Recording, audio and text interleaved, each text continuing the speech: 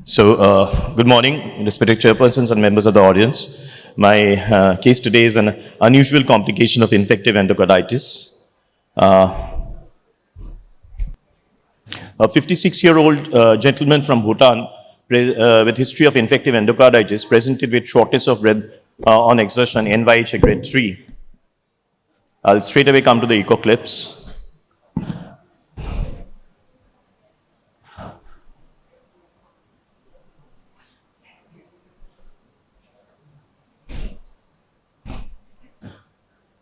There's severe aortic regurgitation, moderate mitral regurgitation.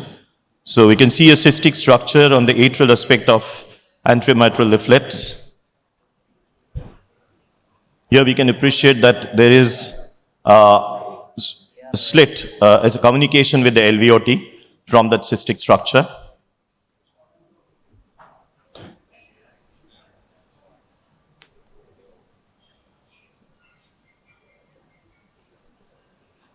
Here there's tiny filamentous mass attached to the right coronary cusp.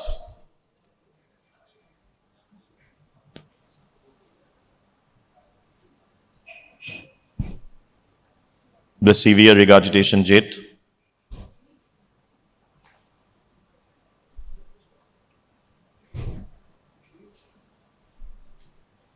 You can see tiny fragments attached to the mitral leaflet also.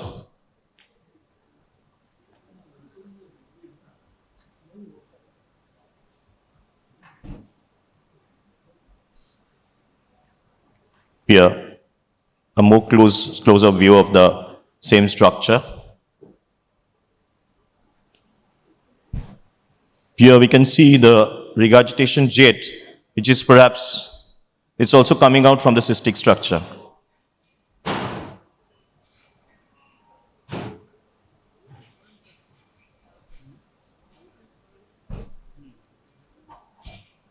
The IVC is collapsing well.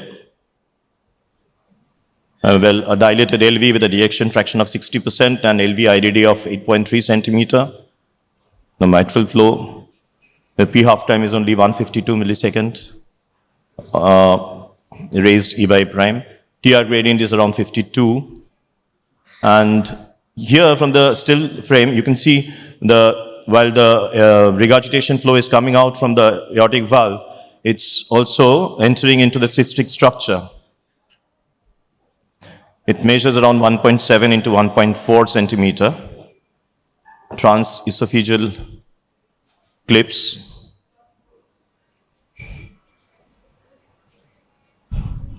Here we can see clearly how the blood is entering into the cystic structure and again whirling and coming back. This is a more close-up view.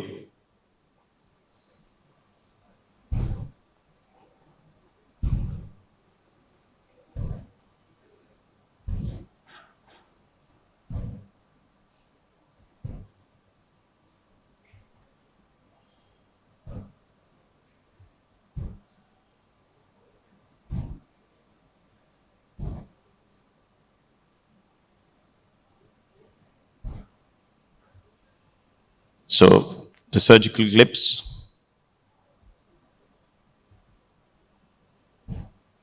That's it's a tiny thread-like mass in on AML, which is suggestive of vegetation, and there is moderate MR. Aortic valve is thickened with prolapse of right coronary cusp with a thread-like mass attached to it. There is severe AR with a P half time of 152 and ARVC of 7.2 millimeter. PSP was around 55.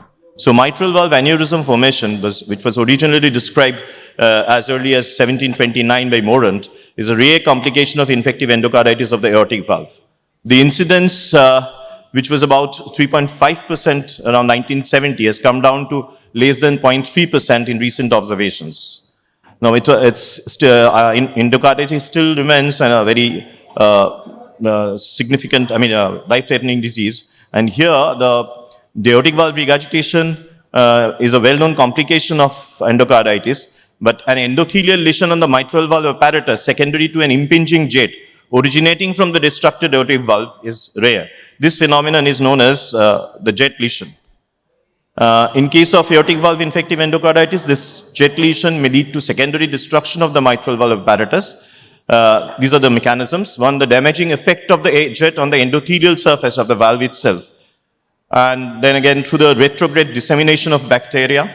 Retrograde dissemination can again occur in three ways actually. One is the direct contact, which is called the mitral kissing vegetations, of course, and the secondary infection from the damaged endothelium by bacteria from the regurgitant jets. And retrograde dissemination can occur through the local spread of infection through the mitral aortic intravalvular fibrosa. Other causes, non-infective causes like congenital structural defect, extreme forms of mitral valve prolapse, Limb-Sachs endocarditis, connective tissue disorders such as Morpher syndrome, Ehlers-Danlos syndrome, pseudoxanthoma elasticum, and osteogenesis imperfecta. The differential diagnosis is severe mitral valve prolapse, diverticulum of the mitral valve, large valvular vegetation, flail valve leaflets, and blood cyst of the papillary muscle, cystic atrial myxoma, and non-endothelialized cyst of the mitral valve. Potential complications of these aneurysms include rupture, thromboembolism, and recurrent infection. It can also cause severe mitral regurgitation due to perforation of the aneurysm as a result of, or as a result of coaptation failure because of the mass effect of the aneurysm. So that can lead to severe rapid deterioration of hemodynamic status. Thank you.